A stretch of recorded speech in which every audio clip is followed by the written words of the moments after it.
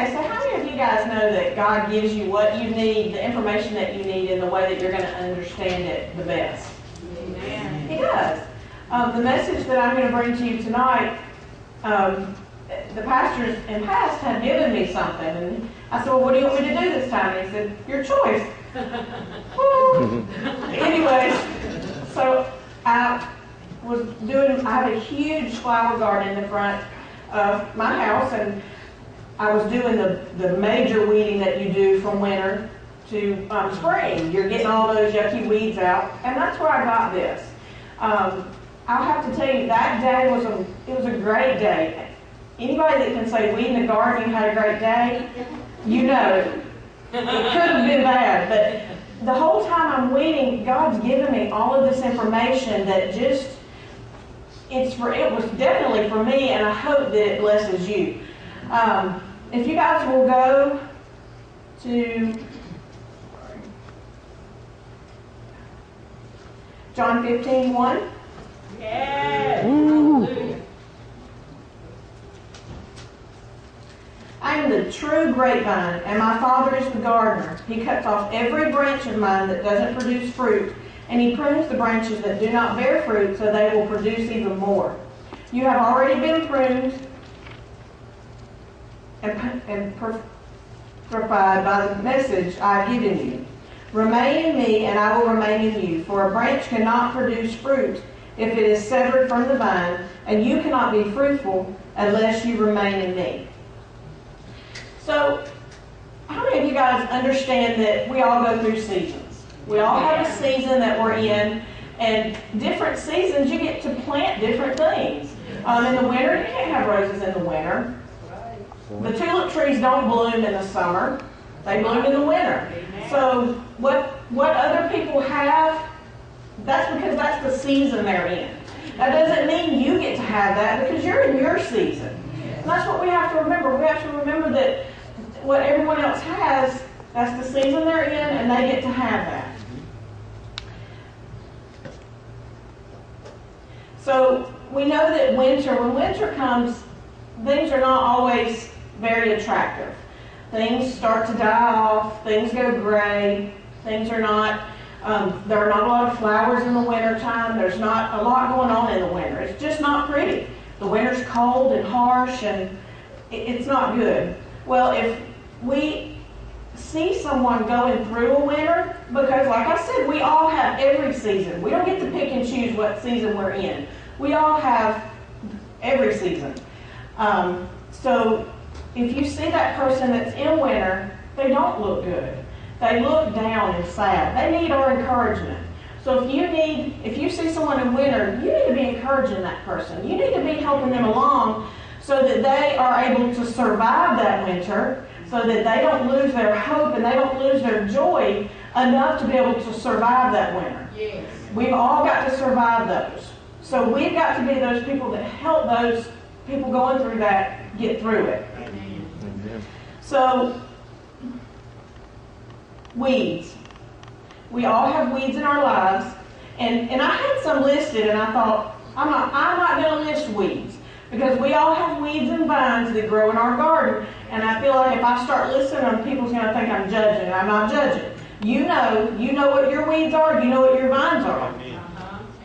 So, we know that weeds in a garden, they choke out the light, they steal the nourishment from the other plants, and when they do that, your garden is not beautiful anymore. When we let those vines and things come up in our gardens, it starts choking out the journey or the path that God has for our life.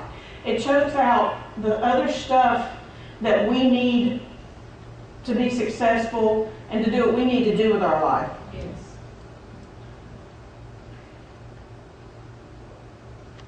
I forgot to read a verse. Matthew 13:24.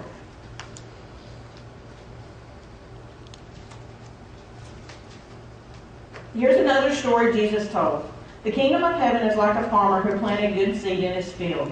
But that night, as the workers slept, his enemy came and planted weeds among the wheat, then slipped away. When the crop began to grow and produce grain, the weeds also grew.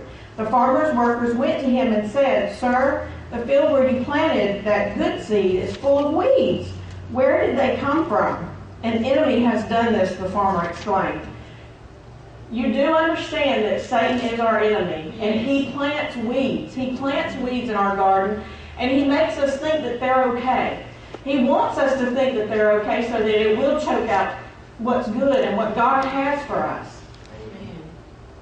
He wants to hinder our growth, and that's what weeds do. Weeds hinder our growth and make us not beautiful.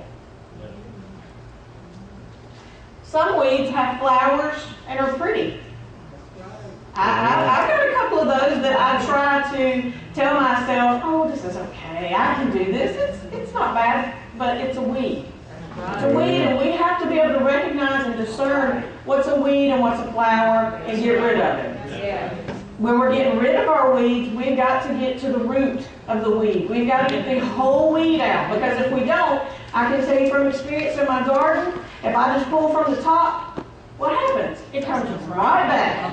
And that's what's going to happen, is if you don't get to the root or to the source of that, it's going to come right back. We've got to get to the root.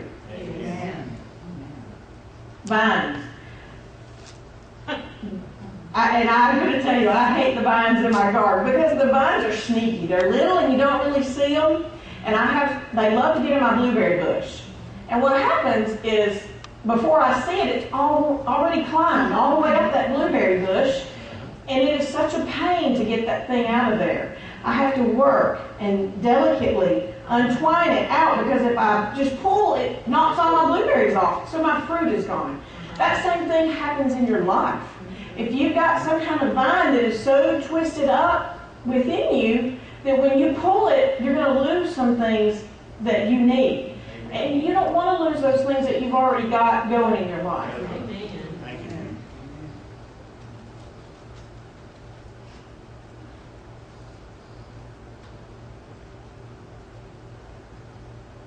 So in our garden, if we have too many weeds and too many vines, and I know when I went to weed mine from the winter time, I really couldn't tell what was there. It was just really a big mess. And people that passed my house, they didn't stop to look at those, because it was just a mess. It was horrible. It looked awful. But when my garden is weeded and it's pretty and it's flowering, we have walkers that will stop and look, because they want to see the beautiful flowers. That's what we are.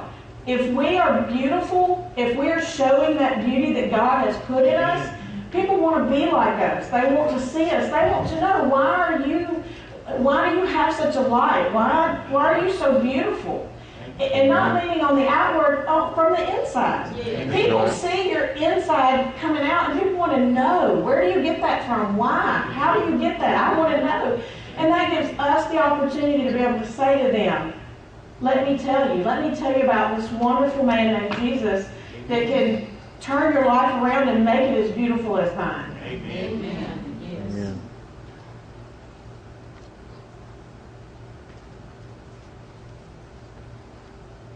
So in closing, I just want to remind everybody, if you have weeds and vines, remember your church family, people around you are all here as a support system to help you garden your garden, to help be a backup gardener, to help you get those weeds out. I wish I had one at my house. But we have those. We have that support system here to help us dig those roots up. Get those vines out. Untoil those vines off of our flowers and plants, because we want to be beautiful. We want people to want to know Jesus. And if we've got so many vines growing in our lives, people can't see Jesus for the vines. They just see those vines and that ugliness. And we don't want them to see that. Amen. Thank you.